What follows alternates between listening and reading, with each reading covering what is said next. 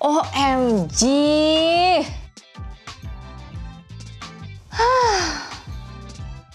Kita nggak bisa ngontrol orang lain atau segala hal eksternal di dalam hidup. Tapi kita masih bisa mengontrol pola pikir kita. Perpaduan hal ini kalau nggak kita kontrol bisa bikin kita stres. Contohnya dengan kejadian yang dadakan kayak gini. Rumah dalam kondisi berantakan dan teman akan datang. Dadakan dalam 1 jam. Aku yang dulu akan jawab begini. Tapi aku yang sekarang akan balas begini. Yang bikin aku berubah karena aku punya pola pikir yang berubah. Jadi hal dadakan gak bikin aku se-stres sebelumnya. Efeknya banyak banget. Yang paling terlihat indikasinya, aku lebih happy. Di video kali ini aku akan bahas 3 caraku merubah pola pikir. Yang pertama, efisiensi waktu. Aku suka kalau apa yang aku kerjain bisa dilakuin secara efisien. Jadi waktu nggak habis buat ngelakuin sesuatu yang sebenarnya nggak penting.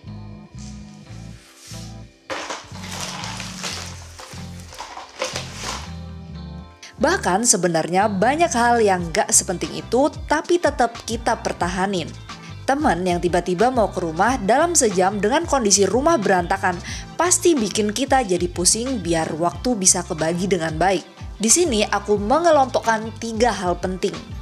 Waktu beberes, waktu dandan biar tampang gak awut-awutan, dan gimana bisa ketemu teman dalam mood yang bagus.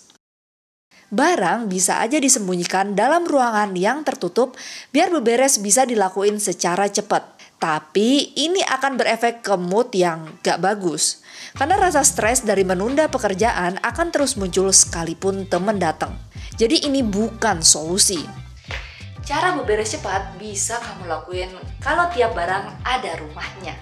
Jadi otak bisa autopilot buat ngembaliin barang ke tempatnya. Kalau autopilot, rasanya energi yang dikeluarin gak sebanyak kalau harus mikir barang ini mau ditaruh di mana. Berbeda kalau kita nggak punya rumah buat barang-barang kita. Karena barang yang dimiliki lebih banyak dari storage yang kita punya. Tiap mau ngembaliin, laci dan lemari penuh. Sampai pas masukin barang, laci jadi nggak bisa ketutup. Dari yang awalnya 50 menit dengan sesimpel storage lebih banyak dibanding barang, waktu beberes bisa dipangkas jadi 20 menit.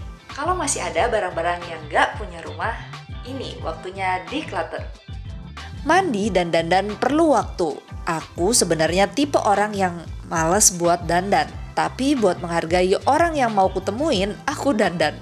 Aku meminimalkan item yang aku pakai dalam dandan, biar lebih cepat. Biasanya hal wajib yang aku pakai, eyeshadow, blush, concealer, dan lipstick.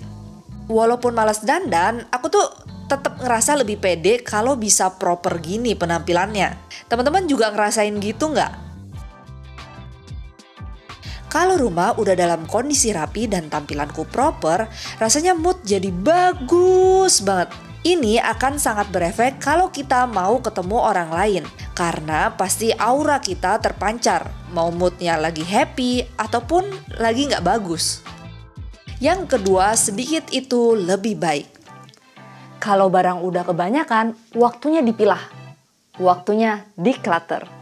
Pokoknya, makin sedikit barang, makin dikit juga dramanya.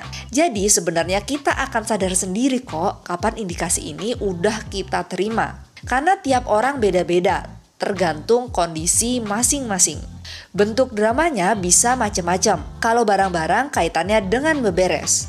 Dramanya kita jadi pengen marah-marah atau bahkan mengeluh kalau rumah susah dibersihin.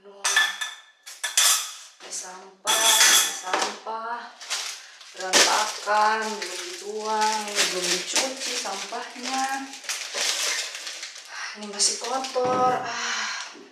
Terus jangan lupa drama waktu pilih baju yang mau dipakai. Bingungnya lama banget. Pilihan bajunya ada banyak, warna-warni dengan potongan yang bermacam-macam. Belum lagi kalau tiba-tiba keinget baju yang cocok buat ketemu temen. Oh iya, aku kan punya baju yang belum kupakai itu yang baru kubeli. Di mana ya? Aku tuh habis cuci terus kok nggak ada di lemari ya? Coba deh bongkar dulu. Tapi benar-benar clueless, benar-benar lupa kapan terakhir kali pakai baju ini. Berakhir kita bongkar-bongkar baju di lemari dan kamar jadi kacau, harus diberesin setelahnya. Drama lagi. Oh, sekedar pilih warna lipstick juga drama. Cocokin warna eyeshadow juga drama. Pilih parfum perlu nunggu lagi karena punya banyak jenis. Tambahan waktu buat memilih ini bisa menciptakan drama-drama baru yang sebenarnya kita nggak sadari. Kalau barang kita nggak banyak dengan indikasi yang aku sebut sebelumnya, drama juga lebih sedikit atau bahkan hampir nggak ada.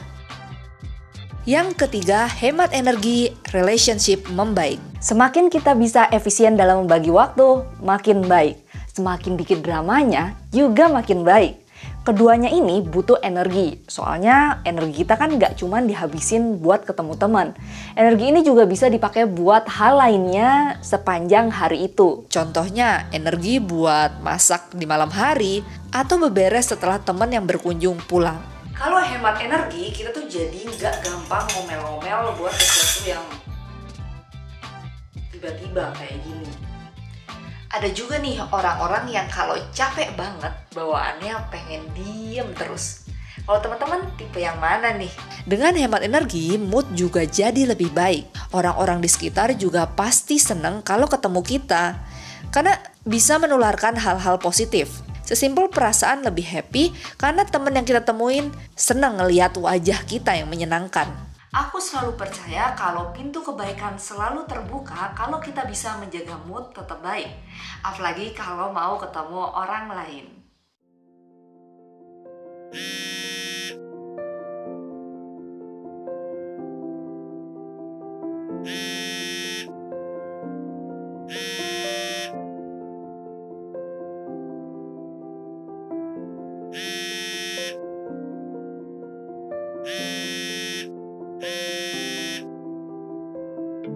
Gak kebayang kalau aku masih punya pola pikir yang kayak dulu.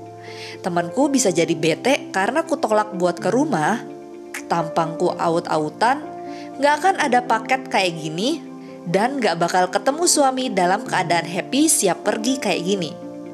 Bener gak sih?